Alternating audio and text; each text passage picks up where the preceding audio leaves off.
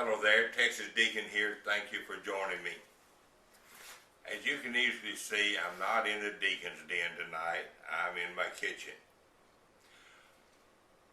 I had not planned on doing this particular lesson at all, but one of my viewers who goes by the internet name of WideAwake73 sent me some very nice comments and wanted to know more, and so I decided I would share with him what knowledge I have. I suppose I will call this the Christian Survivalist part number 6.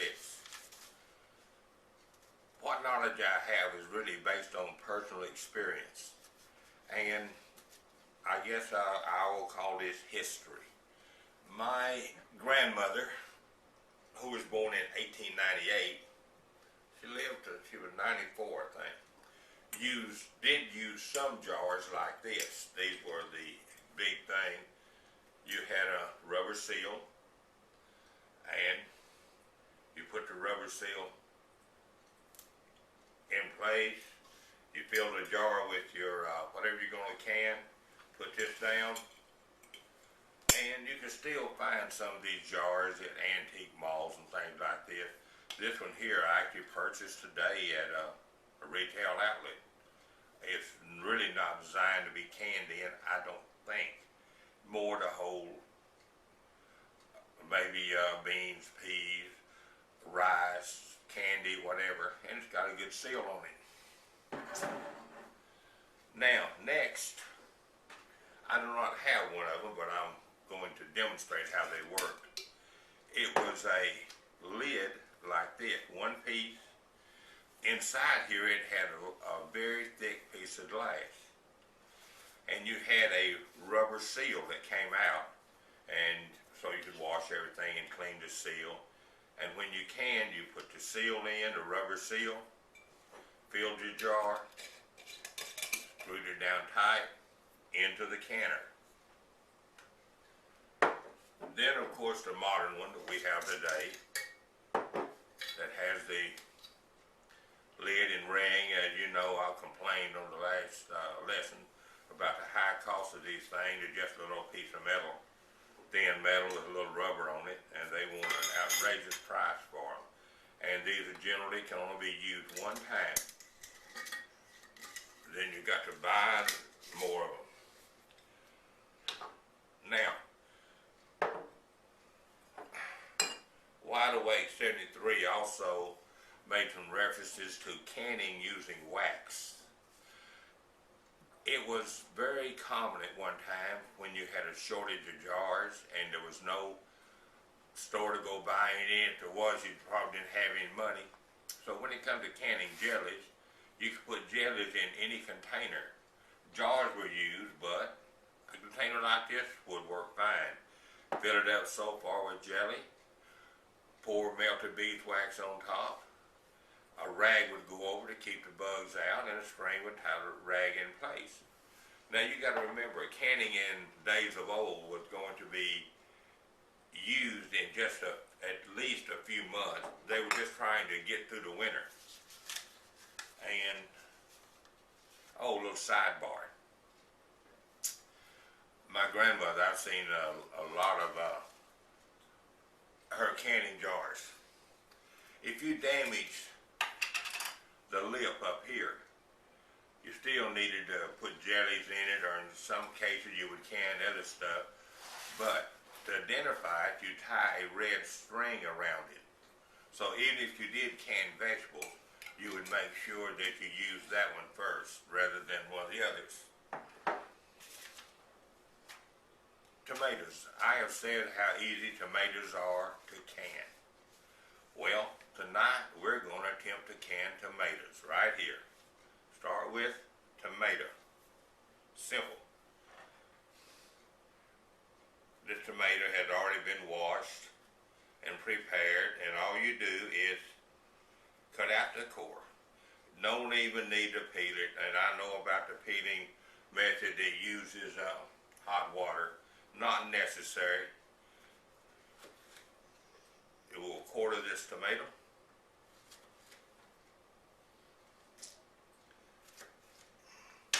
Here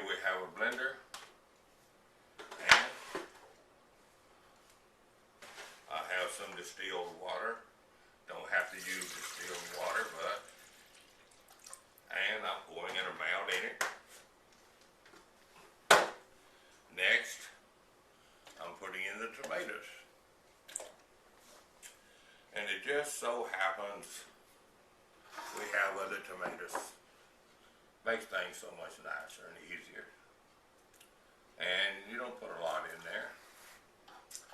Put the lid back on.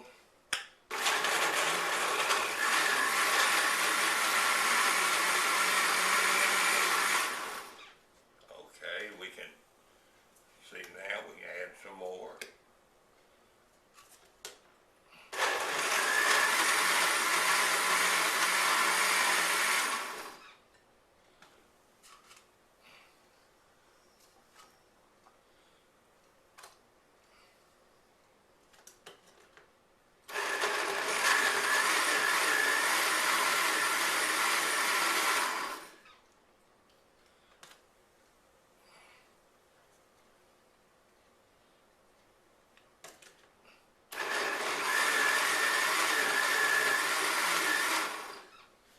The next step,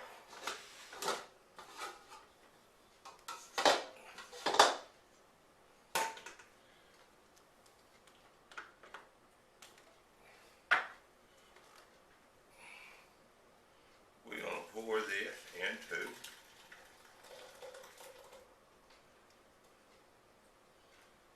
the pan and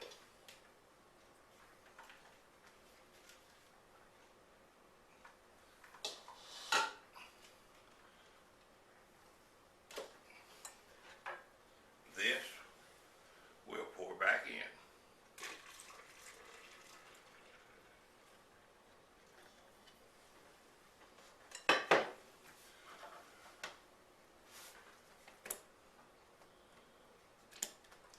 Add more tomatoes.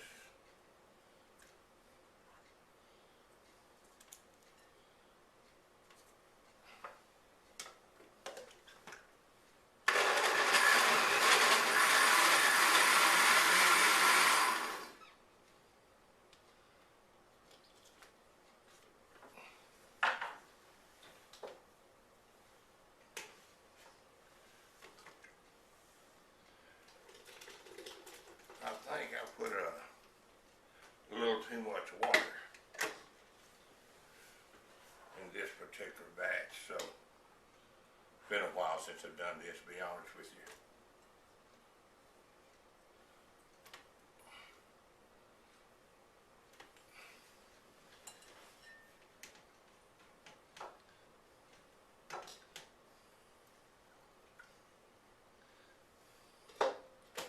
And again,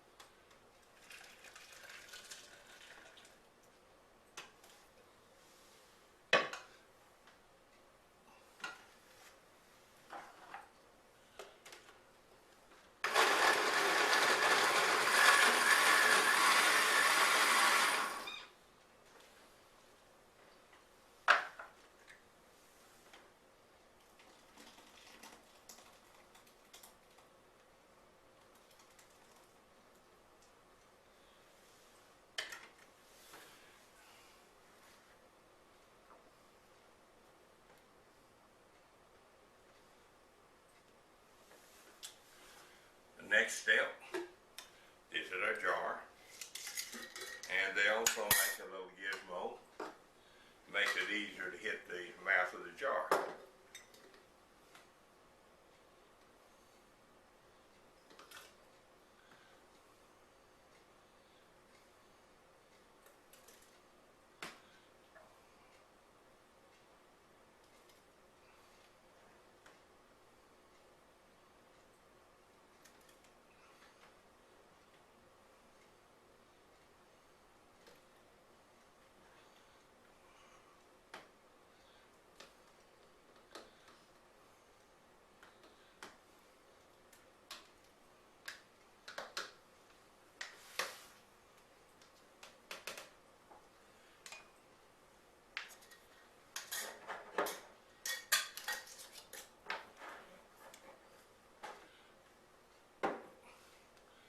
Tomatoes ready to be canned.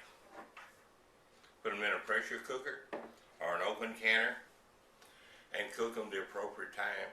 And get a cookbook because different altitudes require different cooking times. Hope you learned a little tonight. I kind of enjoyed doing it, to be honest. Some of them more fun than others.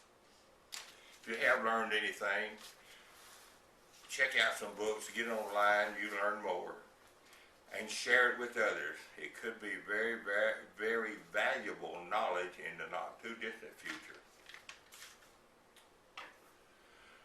May God bless America. May God bless the Republic of Texas.